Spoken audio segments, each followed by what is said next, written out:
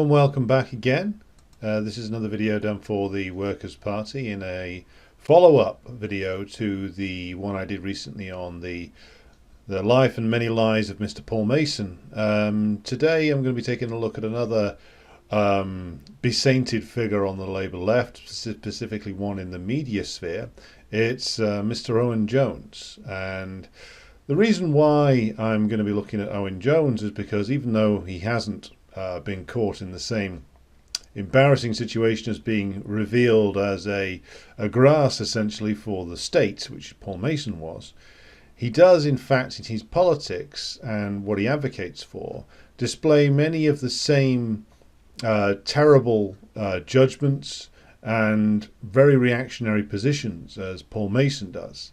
And the reason why I want to take a look at him is because what becomes clear when you examine the Corbyn era is that there was a huge danger to the prospect of that leadership ever going anywhere. And it wasn't just from the usual suspects of like the likes of Tom Watson and the Labour Party right. The biggest danger, in fact, was from the nominal supposed Labour left. And what I mean by that is you have figures like Jones and figures like Mason and others around them who are nominally these left figures, supposedly socialists. They certainly call themselves socialists a lot. And yet when the heat was on from 2015 onwards, right the way through till the final embarrassing disaster of the 2019 election, these people not only repeatedly changed their own positions, but also repeatedly attempted to influence Labour Party policy in a anti-working class direction, in a pro-imperialist direction. And that was certainly true of Mason, and as we'll see going through some of the writings of Owen Jones, that's certainly also true of him. And they also introduced fatal errors into the thinking of the Labour Party, or certainly helped to. And that took the form of attempted compromises with the Blairites in the form of both Mason and Jones, and also attempted compromises with the ruling class over things like Brexit, over things like NATO, over things like intervention into other countries, armed intervention into other countries, all of which Mason advocated for and Jones has advocated for as well. And also, as we work through Owen Jones's long litany of contradictions and outright lies, we can see that this is a man who will essentially say anything to preserve his position as a very well remunerated Guardian columnist, but is held up by trade union leaders and others on the left as some kind of leader, as some kind of thinker, when in the actual fact he's just a man giving leftish window dressing to a selection of very standard ruling class liberal opinions that you would find anywhere in the pages of The Guardian, The Independent, or in the corridors of the BBC. But he puts a left face on it and is therefore applauded for it. What you have with people like Owen Jones in actual fact is a very dangerous figure, a man who can talk left, advocate for a pro-business, a pro-employer, a pro-imperialist position, and try and lure unsuspecting people along that path with him. And to demonstrate this, I'm going to look at several things that Jones has written or said since really 2015, since Corbyn became the leader of the Labour Party, and up to the present day, to show just what kind of politics Jones really advocates for. And there can be no better example of Jones's actual politics and where his loyalties truly lie than his reaction to the so-called antisemitism scandal, which was only a scandal because it was a scandal that it was ever allowed to develop in the first place. If you don't recall this was a hit piece that was started as soon as Corbyn was clear he was going to be a contender for Labour leadership.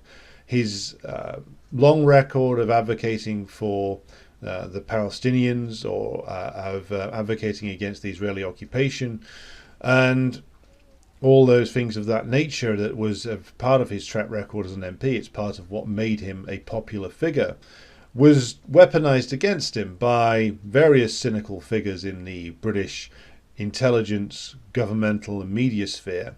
and used to paint him as an anti-Semite for daring to oppose the actions of the Israeli government. And it should be emphasised that this isn't a new tactic. The Labour Party right-wingers and the establishment in this country didn't come up with this tactic. This is something that the Israeli government and their supporters, particularly in the United States, have been using for years, and they've often used it against other Jews, often Jews who have become critical of the state of Israel and its government.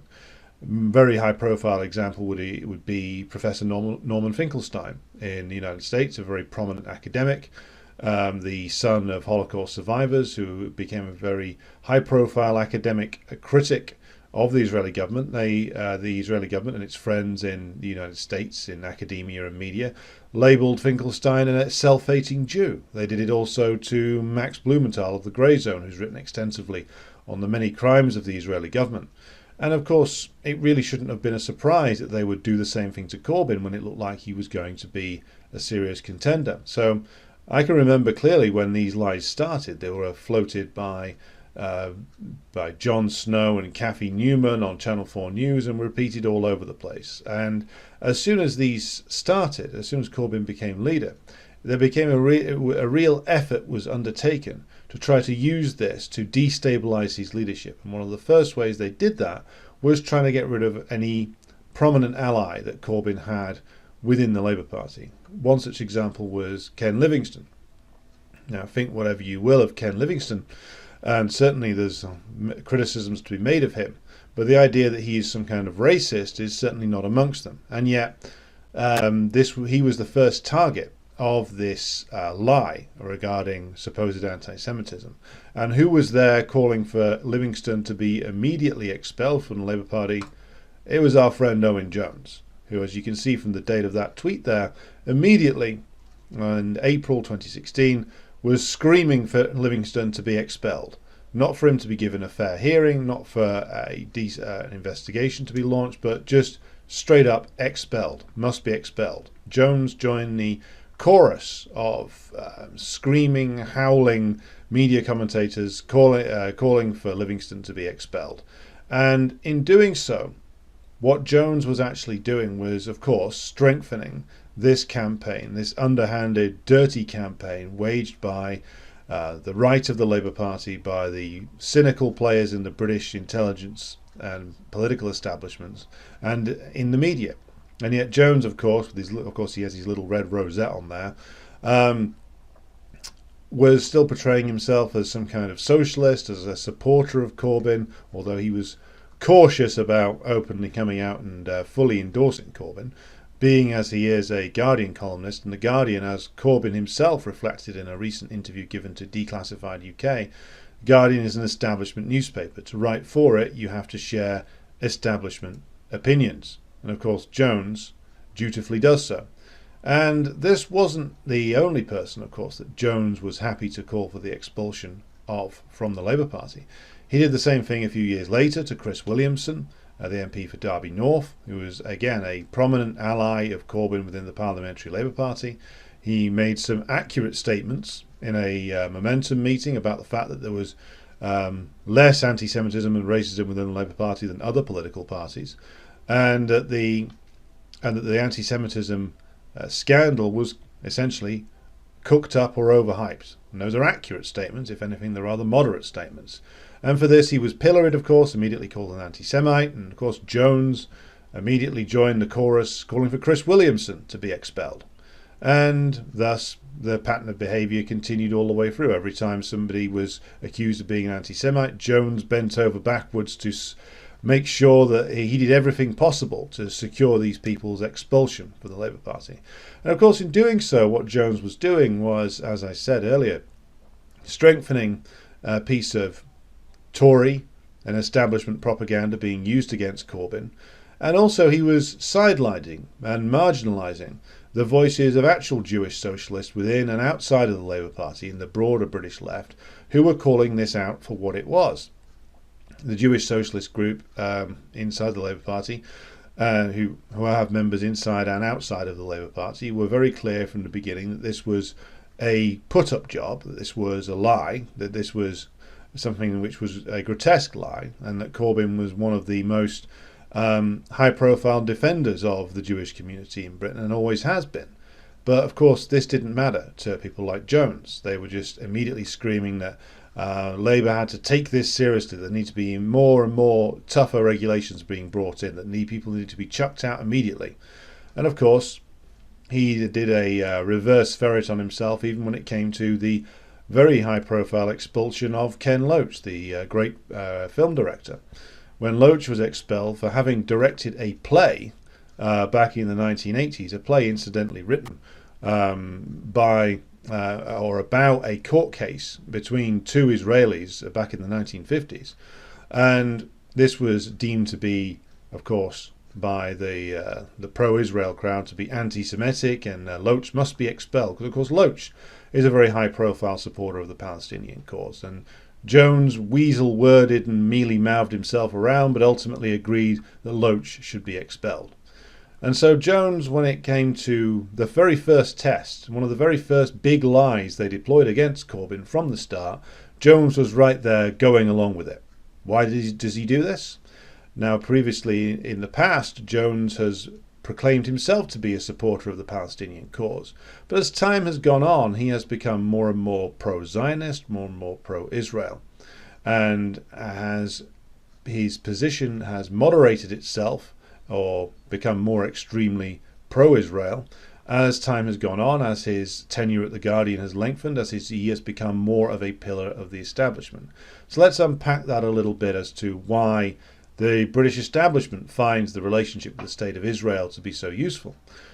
As you can read about elsewhere, so I won't go too far into it here, the State of Israel was established by British imperialism in the Middle East in the 1940s. It was the product of the Balfour Declaration, made just after World War I, which was designed to, in the words of one Governor-General of then Palestine, to create, as he put it, a little loyal Jewish Ulster, which they were explicit about, using the Jewish settlers, the Zionist settlers in what was then Palestine, as a tool to be used against the Arab population. And this is the role that the later State of Israel has gone on to play for first the British Empire and now the US Empire. And the strategic relationship with the State of Israel is important to the British government. It's as important as their relationship with the Saudis and with the Gulf states. Israel is an outpost of imperialism in the Middle East. It is there to carry out the whims and the wishes of the British and the US imperialists. And that is why it is very important for the British government to maintain that relationship and to keep the State of Israel on side, because Israel is carrying out the wishes and the desires of the British government, of British imperialism. And so Jones, by backing up these lies against Corbyn and that were spread by various people in the British establishment, with a role played by the Israeli government as well, is in essence going along with the policies of British imperialism, just as his buddy Paul Mason did in his writings and his actions before even being exposed as a state narc. And Jones is playing the same game when it comes to supporting the actions of British imperialism. And he does this in many other different ways as well. He did this also on Brexit, as we covered in the Mason video. Brexit was something that the bulk of the ruling class and the most powerful aspects of the ruling class bitterly opposed. They opposed the population having a vote on it in the first place, and they certainly were vigorously opposed to Brexit going through. Now, Jones, as he often does, tried to do a both sides job on this, calling for a compromise, calling for membership of the EEA. But when all of those halfway houses didn't work, Jones essentially went right on to call for the second referendum position. And he did this openly in a column in The Guardian, which goes as follows. And I'll read this out because it's worth reading in full. Jones writes, which brings me to Labour's current internal debate. The group now demanding that the party shift to a position of backing a referendum with Remain on the ballot paper, no ifs, no buts, is far from restricted to Jeremy Corbyn's internal right-wing opponents. It includes in the shadow cabinet long-time allies and leftist stalwarts, John McDonnell, Diane Abbott, as well as soft left members such as Keir Starmer and Emily Thornberry. Keir Starmer, whatever happened to him? It takes in the pro-Corbyn Scottish and Welsh Labour leaderships and the London mayoralty, key unions such as Unison, the GMB, and Labour members, over half of whom didn't vote for their own party in the European elections, according to YouGov, which accurately predicted the results of the first and second leadership elections. It is Labour's de facto position to accept a referendum in all circumstances. It's just not being spelt out clearly or coherently enough, and consequently isn't cutting through to even angrier Remain supporters. This doesn't mean adopting Tom Watson's position of supporting the EU as a socialist project. If Tom Watson ever meant that, then I doubt he ever did. Self-evidently it isn't, but rather fighting for Remain and Reform. Now, you'll remember the Remain and Reform line from many arguments over Brexit gone past. And Jones is actually telling the truth to some degree in that passage I've just quoted from, which is that people like John McDonnell and Diane Abbott and the rest of the left inside the Labour Party did all go in for the second referendum policy. They all did, with McDonnell leading the charge amongst them. And Corbyn was outvoted, essentially, by his own supposed allies, frog-marched into supporting the second referendum position, which Jones, in his columns and in his wider media appearances, beat the drum for relentlessly all the way through 2018 to 2019. And they got their way, of course. They got their second referendum, pioneered, of course, by Keir Starmer, the soft left, as Jones puts it in that piece. And Jones and the other cheerleaders, they got their second referendum policy. They got it clear and spelt out that Labour was going to essentially reject the vote that had been taken in 2016 and tell the working class voters of Britain to go away and think again, that you haven't understood the situation, that you're too stupid to understand, that you're too racist to understand it. That was Jones's position, along with the rest of the Labour left. That was all of their position. As I said, he's telling the truth in that particular excerpt there. And that policy was a disaster. It lost Labour the 2019 election, and it's a policy that Jones used his considerable platform to beat the drum for relentlessly, over and over and over again. And so, again, Jones, you could describe him as naive, but I don't think he is. He used to write about the democratic deficits, as he put it, of the EU. He used to write that there was a case for Brexit. He was, in his previous incarnations, even a member of Marxist groups which criticised the EU very heavily. And yet he ends up in the same place as Tom Watson. And by the way, Remain and Reform was always a lie. There was never any chance of reforming the EU. It was just simply Remain. So he tells the truth in that excerpt, but ends up by lying, which is, he says that we need to campaign for Remain and Reform. There would be no reform. There will be no reform of the EU. The choice was either leave or stay, and he came out militantly on the side of stay and for a second referendum. And so let's look at some other things that Jones has advocated for, that Jones has written about. Let's look at, so for instance, socialist countries in the world, those that do still exist. One of which, and most prominently perhaps in the Western imagination, is of course the nation of Cuba. And back when Obama was still president, back in 2015 and 2016, when the Obama administration was looking to create somewhat better relations with Cuba, although Trump came in and destroyed much of that, Jones was amongst those not calling for solidarity with the Cuban Revolution, but for calling for the Cuban Revolution to essentially dissolve itself. And here I'll quote again from a piece he wrote in The Guardian. He writes, "There were many dictatorships that called themselves socialist in the 20th century. Almost all fell, and their lasting contribution has been to sully the cause of socialism." Well, that needs a whole video in itself, that sentence. "Democracy is a universal right, not something that only some peoples or some cultures deserve. Having an exceptional healthcare and education system or defying a concerted attack by a global superpower does not mean being let off the hook when it comes to allowing your people to vote for whoever they want. Supporters of the Castros have long argued that a transition to democracy is made impossible by US hostility. Well, that excuse may now disappear. If Cuba establishes democracy while maintaining the grand achievements of the revolution, it could become a beacon for those who desire an alternative once again. But those who defend the political status quo in Cuba are doing a disservice to both democracy and socialism. The embargo is disappearing, so too must dictatorship. Well, the embargo didn't disappear, Owen. I don't know if you noticed. The embargo is very much still there, put back in place by Trump and supported, of course, by Biden. Now, it's important to realize what Jones is doing there. He obfuscates about what Cuba is. He tries to claim that it was the personal dictatorship of the Castro brothers. It never was, even though, of course, Fidel Castro was an enormously influential figure within the Cuban Revolution, the leader of it for a very long time. The idea that it was his personal dictatorship is simply a lie.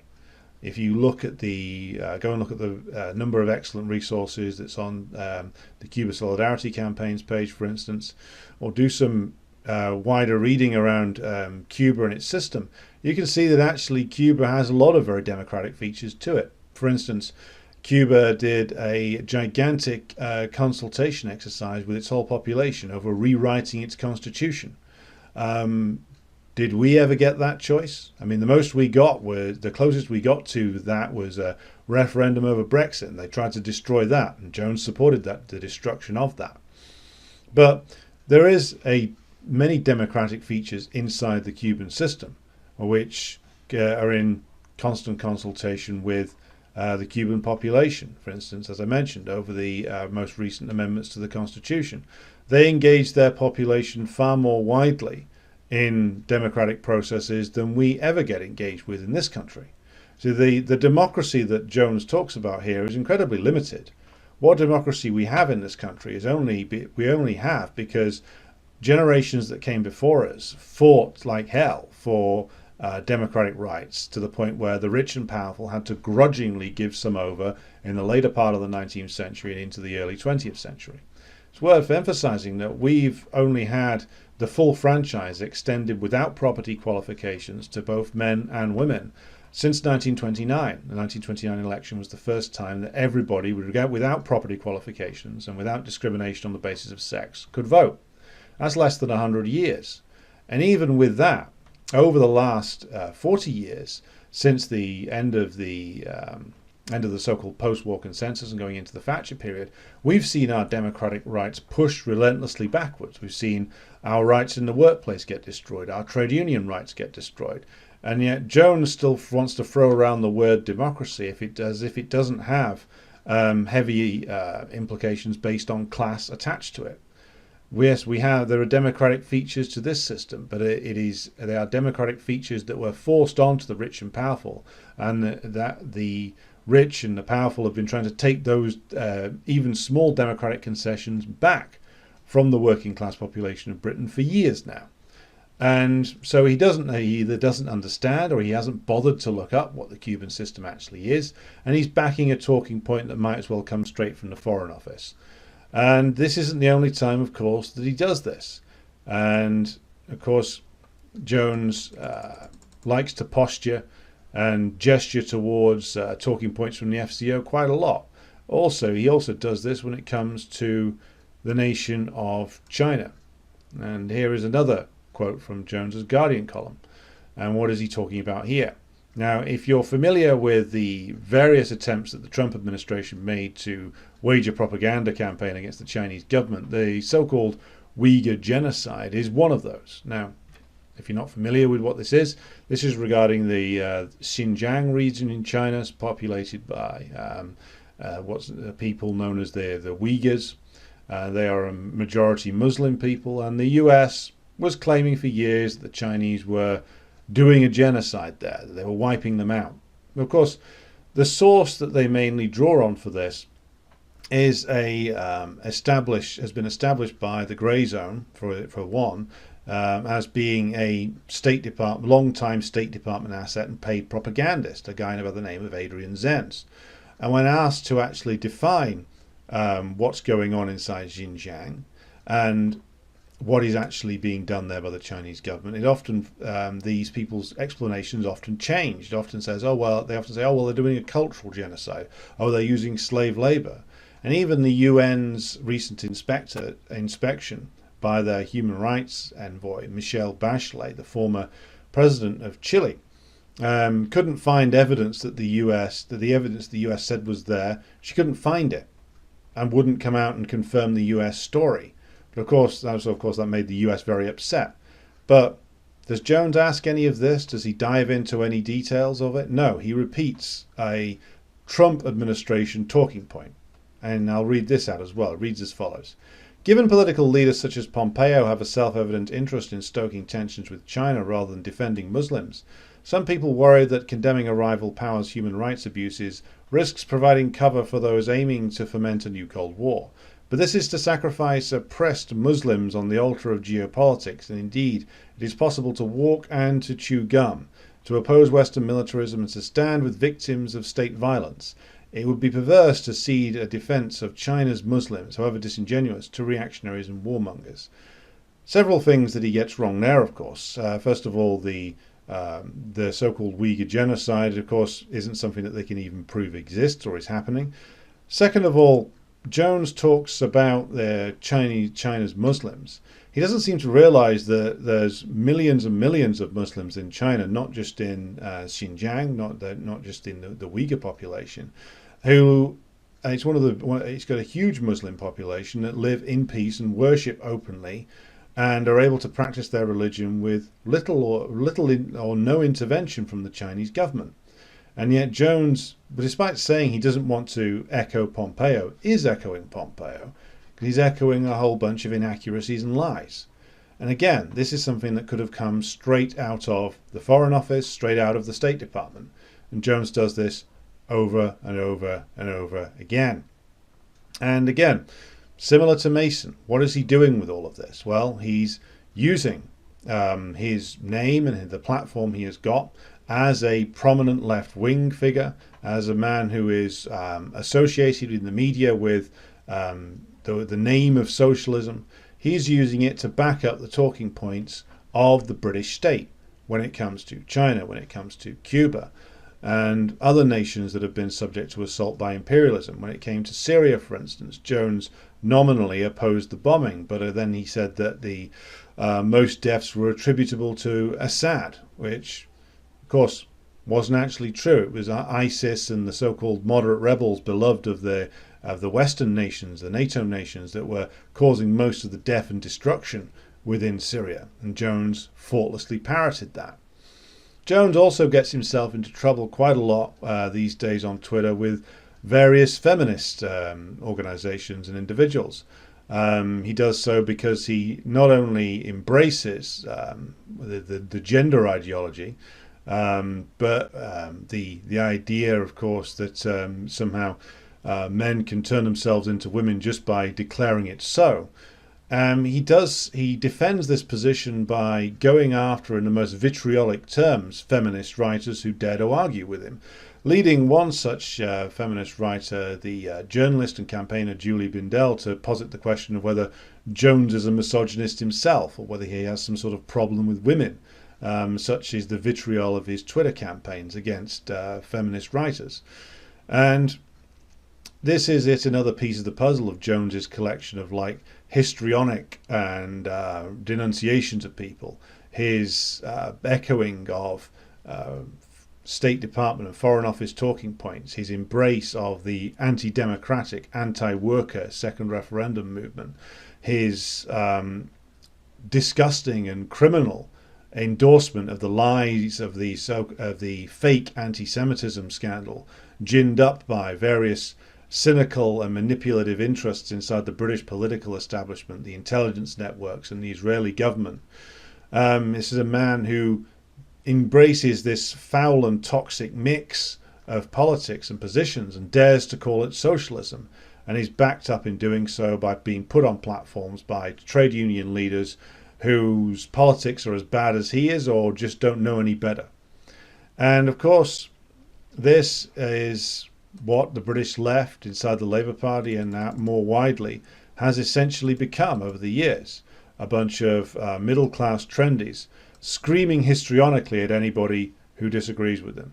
And of course it is hard now to disagree with the judgment rendered by the former MP for Derby North and subject to one of Jones's histrionic ravings, Chris Williamson, who said back in 2020, absolutely outrageous remark by Owen Jones, who helped to destroy the Corbyn project by facilitating the weaponization of anti-Semitism through bad accusations designed to smear. I was fighting racism on the streets and then building sites for years before Owen was even born. And of course Chris Williamson gets expelled. Owen Jones keeps his very well paid position at The Guardian, and he keeps that position by talking left but pumping out the talking points of the British government, the American government, by justifying imperialism, by launching scathing and histrionic attacks on principled feminist campaigners. And he does all this to keep that very well paid position, to keep his position within the media establishment. This is a man who is a snake in the grass. This is a man who played his part in destroying any potential that might have existed within the Corbyn project, and is not to be trusted or listened to when it comes to him posturing as some sort of voice of the left, never mind a voice for the working class. He's as much of an enemy of the British working class as the likes of Paul Mason is.